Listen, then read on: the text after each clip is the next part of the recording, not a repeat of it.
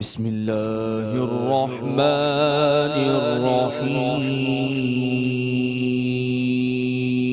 الرحيم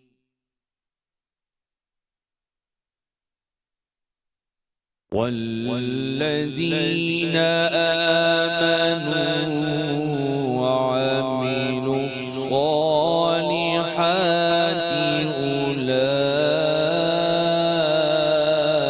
أولئك أصحاب الجنة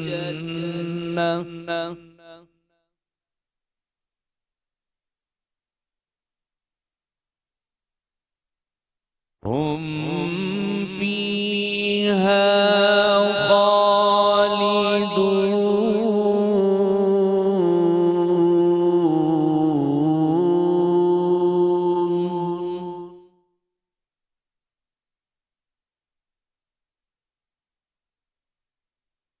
وإذ أخذنا ميثاق بني إسرائيل لا تعبدون إلا الله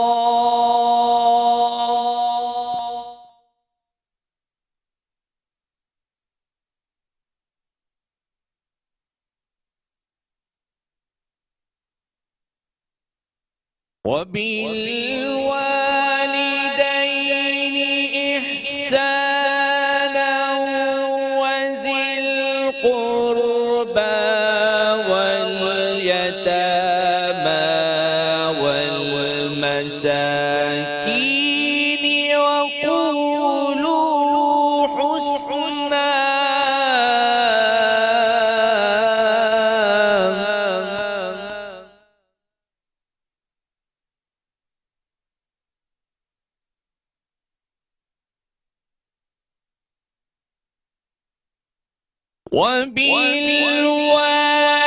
وبالوالدين إحسانا وذي القربى واليتامى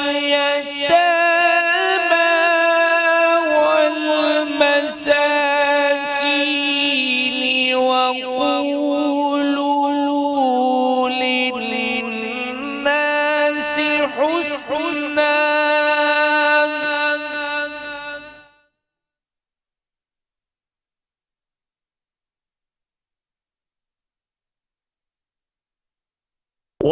وأقيموا الصلاة وآتوا الزكاة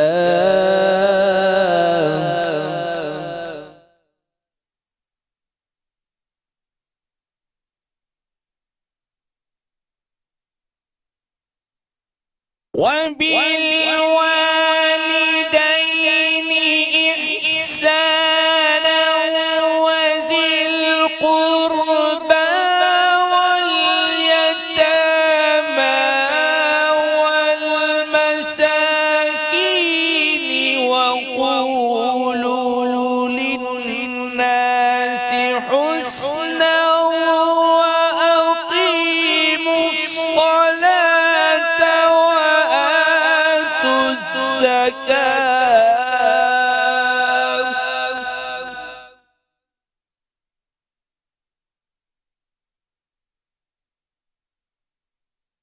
ثم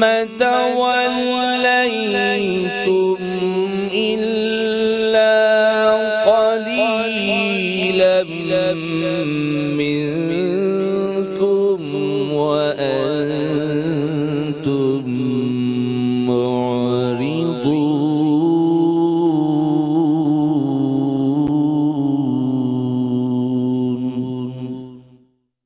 صدق الله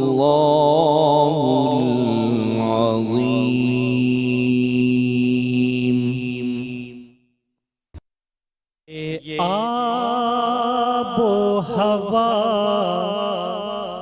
ارض و سما کچھ بھی نہیں ہے یہ آب و ہوا ارض و سما کچھ بھی نہیں ہے اس قادر مطلق کے سوا کچھ بھی نہیں ہے اس قادر مطلق کے سوا کچھ بھی نہیں ہے شامل نہ ہو نور اس کا تو بے معنیوں بے نام شامل نہ ہو نور اس کا تو بے معنیوں بے نام یہ چاند یہ سورج یہ دیا کچھ بھی نہیں ہے یہ چاند یہ سورج یہ دیا کچھ بھی نہیں ہے اس قادر مطلق کے سوا کچھ بھی نہیں ہے مجھ کو در سرکار پہ پہنچا دیا اس نے مجھ کو در سرکار پہ پہنچا دیا اس نے کس نے کہا سجدوں کا صلہ کچھ بھی نہیں ہے کس نے کہا سجدوں کا صلہ کچھ بھی نہیں ہے یہ آب و ہوا ارض و سما کچھ بھی نہیں ہے اس قادر مطلق کے سوا کچھ بھی نہیں ہے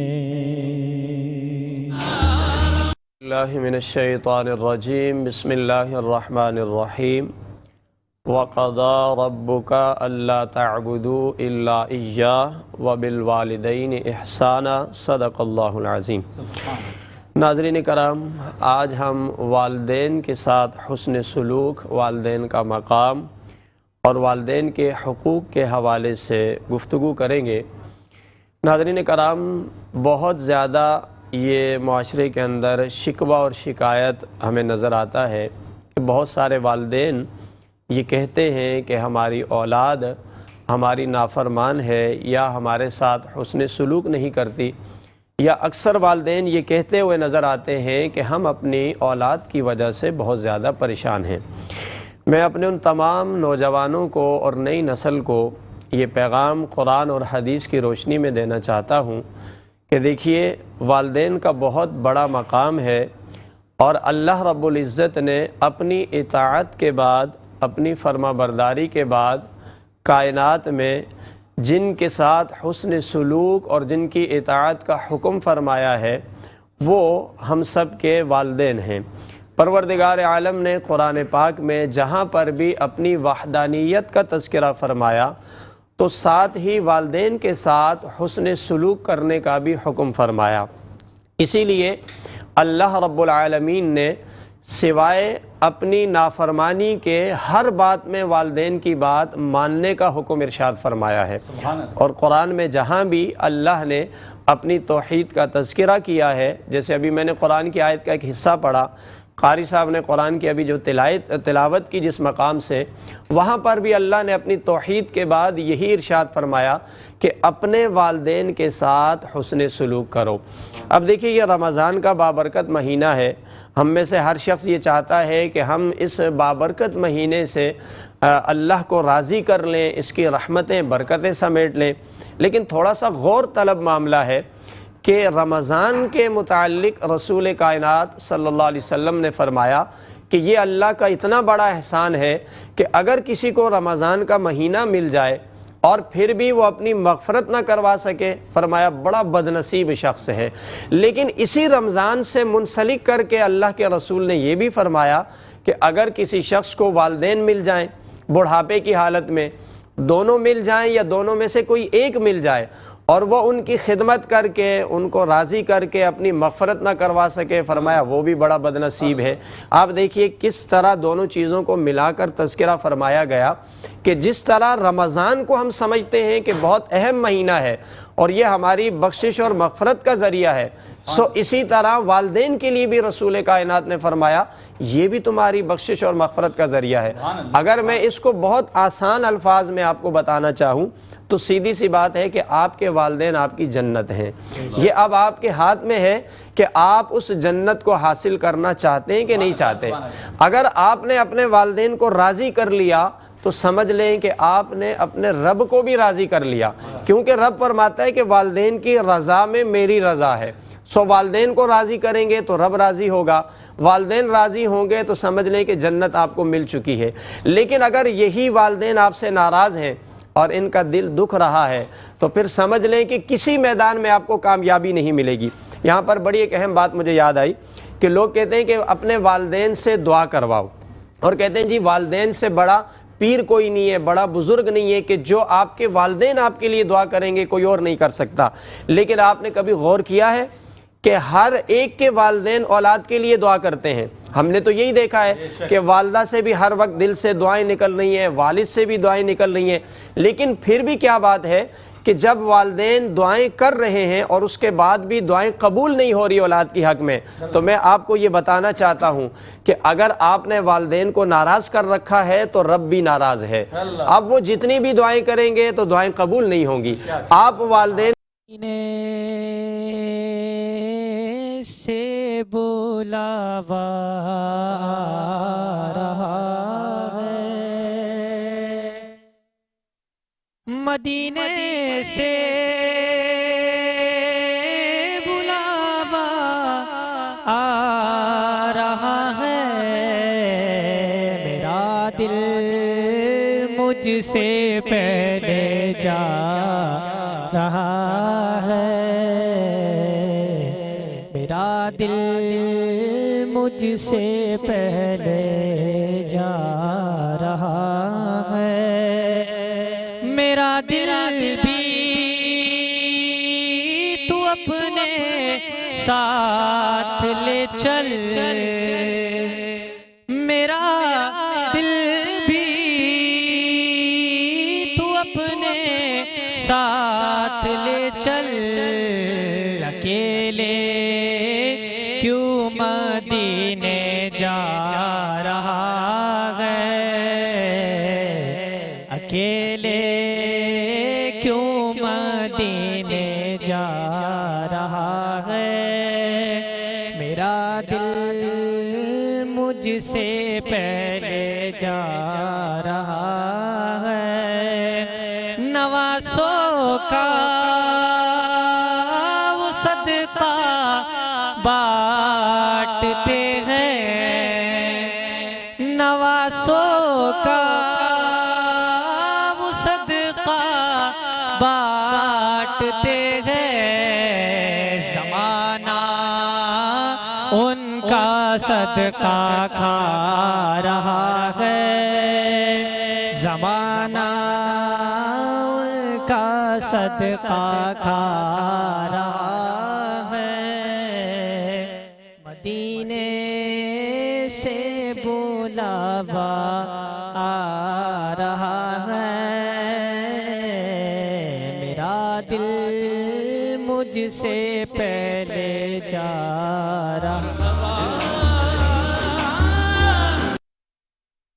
वेलकम बैक। एक बार फिर आपको खुश आमदीद कहते हैं मेट्रो न्यूज़ की खुसूसी नशरियात रमज़ान अल करीम में हूँ आपका मेज़बान डॉक्टर बुलंद इकबाल। और नाज़रीन, आज हम अपनी ट्रांसमिशन में बात कर रहे हैं अशराए मग़फ़िरत के हवाले से और किस तरीके से इंसान अपनी मग़फ़िरत करा सकता है। दूसरी जानिब ये चूँकि ऐसा महीना है जिसमें ज़कात जो है वो इंसान निकालता है और ज़कात की जो हुक्म है वो सबसे पहले क़ुराबतदारों और रिश्तेदारों का हुक्म है, उसके बाद जो है वो मसाकीन, इसके बाद फिर यानी यतीम और फिर मसाकीन, यानी ये कुरान में जा बजा जो है इसके हवाले से हुक्म दिया गया है ज़विल क़ुरबा वल यतामा वल मसाकीन, यानी आप दर्जा बदर्जा आगे बढ़ते जाएं। ये मुमकिन नहीं हो सकता है कि आपके ख़ानदान में आपके क्योंकि ज़कात भाइयों सगे भाई बहनों को भी दी जा सकती है अगर वो आप पे डिपेंडेंट नहीं है और वो ज़रूरत में है तो आप उनको सबसे पहले दे सकते हैं।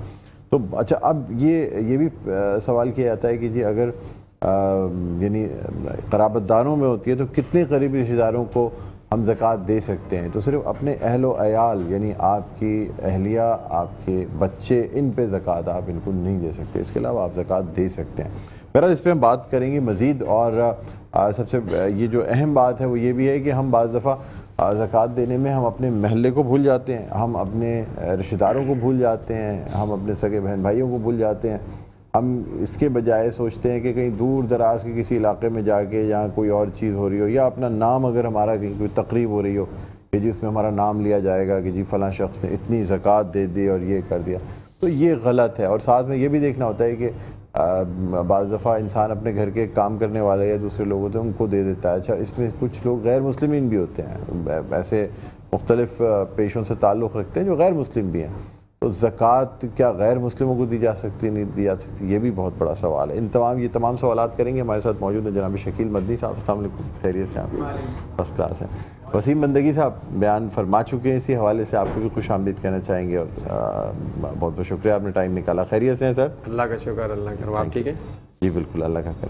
नाज़रीन, इसके अलावा हमारे साथ मुफ्ती अबूज़र गफ़ारी साहब मौजूद हैं। अबूज़र गफ़ारी साहब अस्सलाम वालेकुम, खैरियत से? फर्स्ट क्लास है, शुक्रिया, जज़ाकल्लाह। इसके अलावा नाज़रीन हमारे साथ मुमताज़ क़ादरी साहब मौजूद हैं। माशाल्लाह बहुत खुशलहन क़ारी हैं, नाख़्वा हैं, सनाख़्वा हैं। बहुत शुक्रिया सर, आप भी तशरीफ़ लाए। अबूज़र गफ़ारी साहब से मैं चाहूँगा, मुफ्ती साहब आप बयान फरमाइए। सबसे पहले तो ये बताइए कि ज़कात किन लोगों को दी जा सकती है? बिस्मिल्लाहिर्रहमानिर्रहीम। ज़विल क़ुरबा वल यतामा वल मसाकीन वब्न सबील।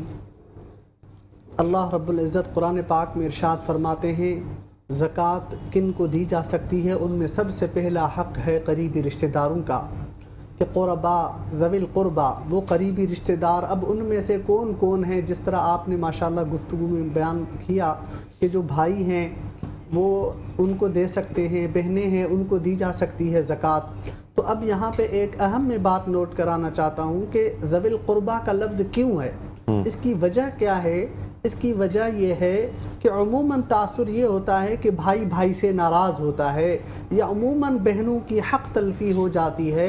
अल्लाह रब्बुल इज़्ज़त की कुदरत का करिश्मा ये है कि करीबी रिश्तेदारों को नवाजा जाए। सबसे पहला हक़ करीबी रिश्तेदारों का है, क्योंकि भाई को पता होता है कि मेरे भाई का हाल कैसा है, मेरी बहन का हाल कैसा है। हम बाहर तो ढूंढते हैं लेकिन अपने इर्द गिर्द अपने करीबी रिश्तेदारों को नहीं देखते। तो अल्लाह रब्बुल इज़्ज़त ने इस आयत करीमा में सबसे पहला हक़ ज़विल क़ुरबा का बयान फरमाया। उसके बाद दूसरा हक़ वल यतामा, जो यतीम होते हैं दूसरा हक़ उनका है।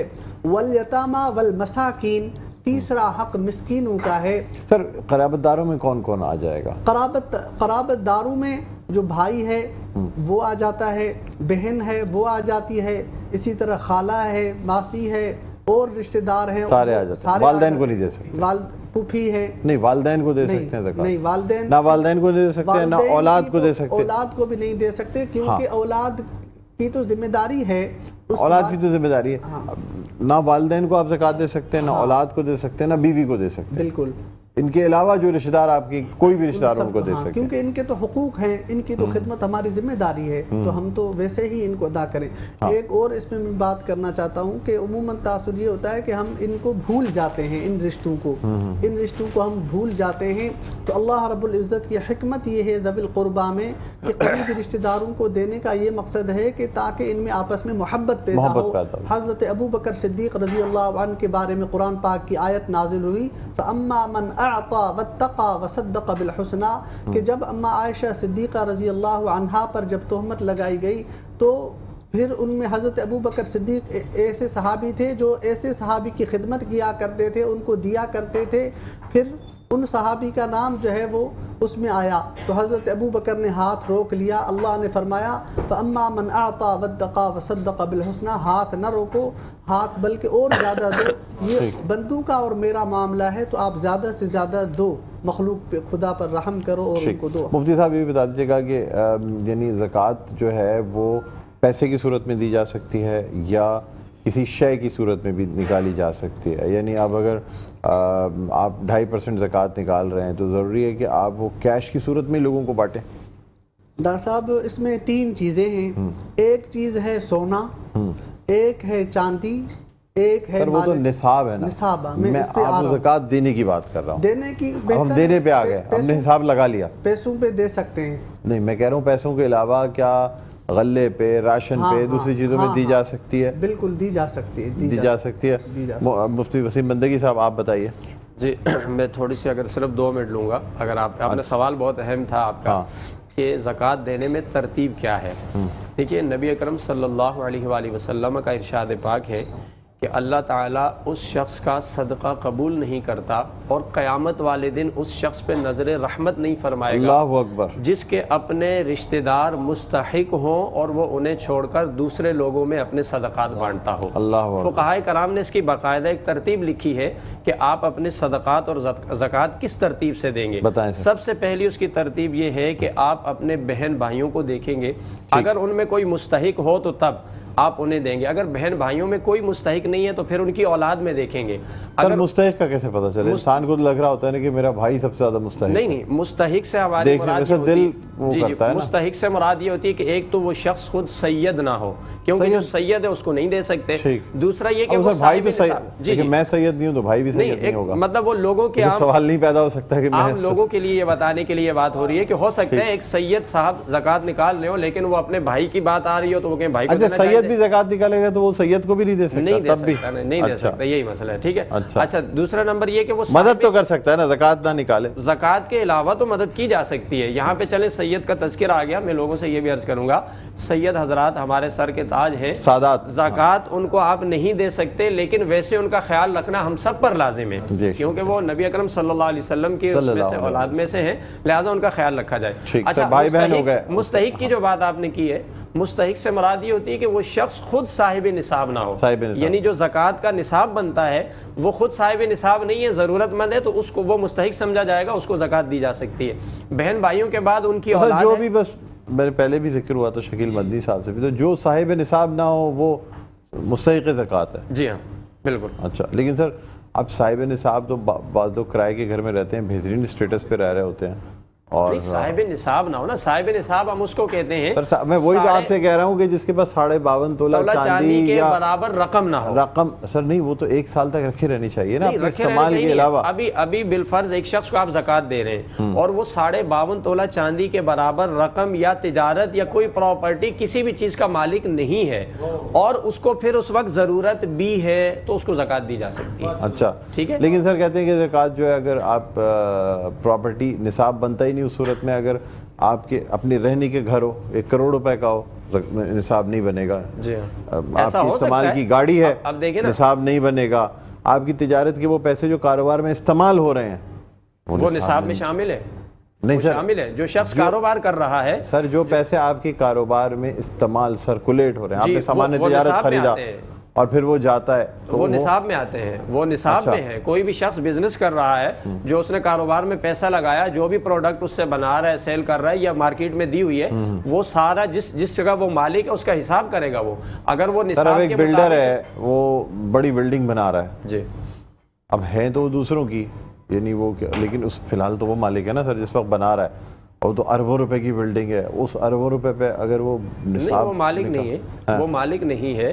اس میں دیکھا یہ جائے گا پہلے آگے بیچنے جائے گا، ابھی تو فی الحال اس نے بنائی ہے. نہیں وہ اس نے بنائی ہے، اگر بالفرض وہ سارا پیسہ اس نے اپنی جیب سے لگایا تب تو وہ مالک قرار پائے گا اور وہ صاحب نصاب ہے. لیکن اگر اس نے پیسہ جیب سے نہیں لگایا، اس کے پاس پیسہ ہے ہی نہیں بلکہ وہ لوگوں سے لے کے لگا رہا ہے، تو وہ تو اس کا مالک نہیں، وہ تو لوگوں کا پیسہ ہے. کیونکہ زکوٰۃ دینے میں بھی یہ اصول ہے کہ جب آپ زکوٰۃ دیں گے تو یہ دیکھا جائے گا آپ کی اپنی کل آمدنی کیا ہے، بچت کیا ہے آپ کے پاس. اگر دوسرے لوگوں کا وہی تو کہہ رہا ہوں کہ بچت پہ نصاب بنتا ہے. جی جی جی، کاروبار میں کا جو سرمایہ، ایسا سرمایہ جو کاروبار میں استعمال ہو رہا ہو، اس پہ کیسے ہم زکوٰۃ نکالیں؟ جی وہ اسی بندے کا ہے نا. اب دیکھیں فار ایگزامپل میں نے 5 لاکھ کا سامان لیا اور مارکیٹ میں نے سیل کے لیے دے دیا ہے، وہ بک رہا ہے، تو اس کا مالک میں ہوں نا، اگرچہ وہ ہے مارکیٹ میں.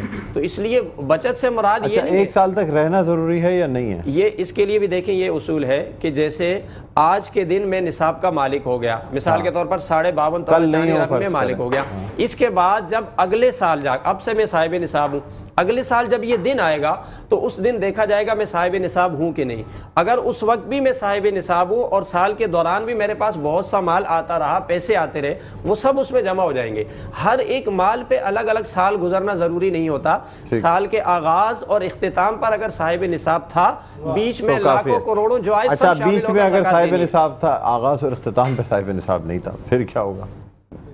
نہیں وہ جب جہاں سے وہ صاحب نصاب ہوگا وہیں سے سال کا آغاز ہے. ٹھیک ہے، جہاں سے وہ صاحب نصاب ہوگا، چاہے وہ رمضان ہو یا نہ ہو. اصل میں عمومی طور پر لوگ رمضان میں زکوٰۃ نکالتے ہیں، محرم رکھنے اس کا تعلق زکوٰۃ کا نکالنے کا رمضان سے نہیں ہے، کسی مہینے میں نکالتے ہیں، صاحب نصاب ہونے والے دن سے ہے کہ جس دن آپ صاحب نصاب ہو. مثلا ایک شخص محرم میں صاحب نصاب 11 مہینے انسان صاحب نصاب رہا، 12ویں مہینے نہیں رہا، ٹھیک ہے، اس پہ زکوٰۃ نہیں ہے. کیونکہ جب زکوٰۃ دینے کا وقت آیا تو اس کے پاس مال ہی نہیں ہے، کیونکہ زکوٰۃ مال پہ بنتی ہے، اور جب زکوٰۃ دینے لگا مال نہیں ہے تو اس پہ زکوٰۃ نہیں ہوگی. ٹھیک ہے ماشاءاللہ، بڑی خوبصورت بات آپ نے کی.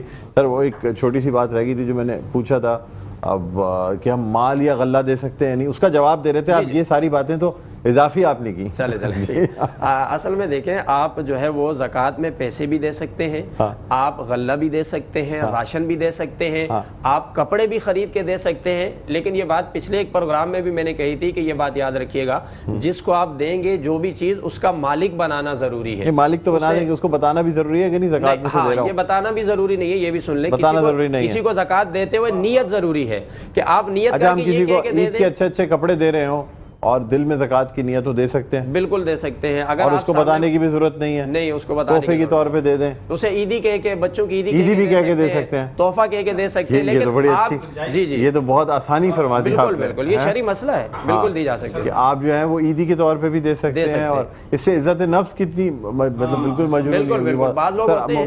مفتی ابوذر غفاری صاحب کچھ فرمانا چاہ رہے تھے، بتائیں. بس میں نے ماشاءاللہ مفتی صاحب نے بہترین گفتگو کی ہے، ان کے بعد کچھ ایڈ کرنا چاہیں گے سر؟ بس ایڈ میں کوئی مزید اس پہ کچھ آپ بتانا چاہیں گے، کوئی مزید تفصیل بتائیں؟ بہترین گفتگو ماشاءاللہ کی. اس میں یہ کہ جو زکوٰۃ ہے، جس طرح آپ نے سوال کیا کہ بالکل وہ مستحق تک پہنچ جائے، اصل ہے کہ اس کی مجبوری کا لحاظ رکھا جائے، پیسے نقدی ہوں وہ دیے جائیں تاکہ ان کی ضروریات. یہ بھی بڑا امپورٹنٹ ہے.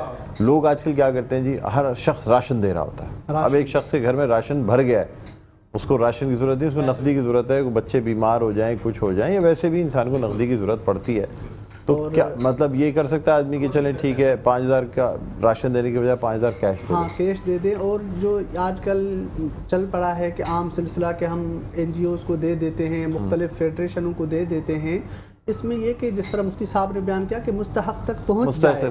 اچھا مستحق فرض کریں کہ دیندار نہ ہو، آپ کو پتہ بھی ہو دیندار جی، لیکن ضرورت مند کلمہ گو تو ہے، کلمہ گو ہے سر. باقی دل کا حال تو اللہ جانتا ہے. مسلمان کو دی جاتی ہے، مسلمان ہے، کلمہ گو ظاہری مسلمان ہے، لیکن یہ کہ دیندار نہیں ہے، اس کی کوئی اور آپ جانتے بھی ہیں کہ دیندار نہیں ہے، اس کی قید نہیں ہے، اس کی قید نہیں ہے.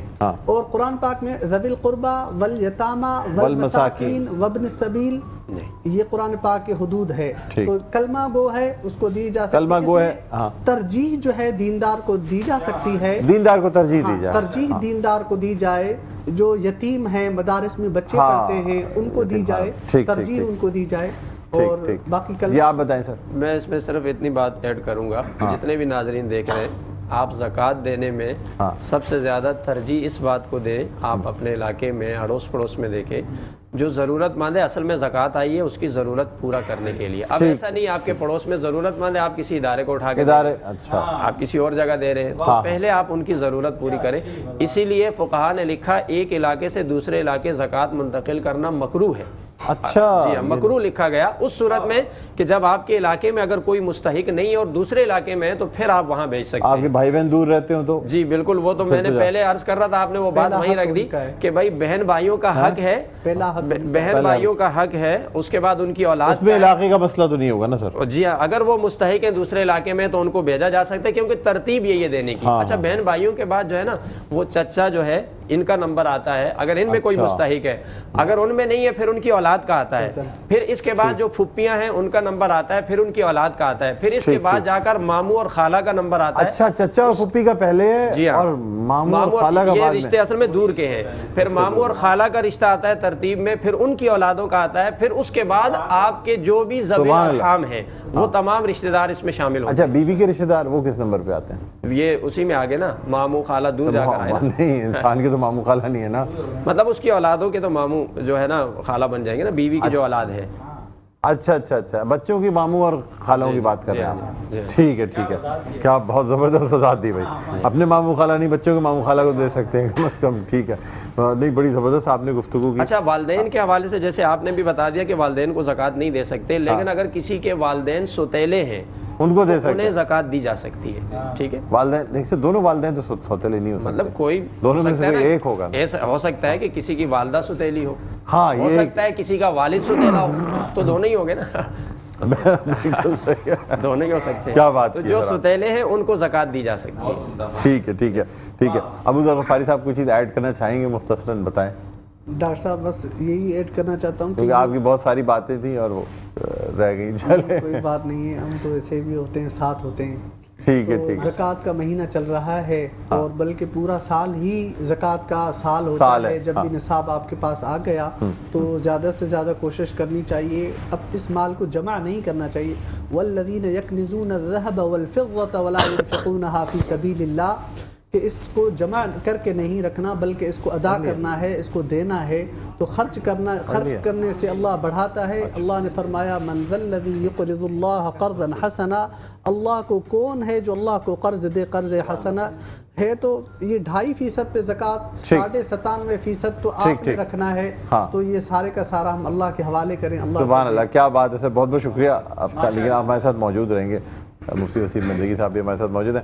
حافظ مرسب عالم ہمارے ساتھ تھے، انہوں نے بڑی خوبصورت انداز میں کلام پیش کیا اور ابھی مزید ہم کلام بھی لیں گے، لیکن یہاں ایک چھوٹا سا وقفے کے بعد دوبارہ آپ کی خدمت میں حاضر ہوں گے. کہیں نہ جائیے گا، دیکھتے رہے ہماری خصوصی نشریات رمضان الکریم.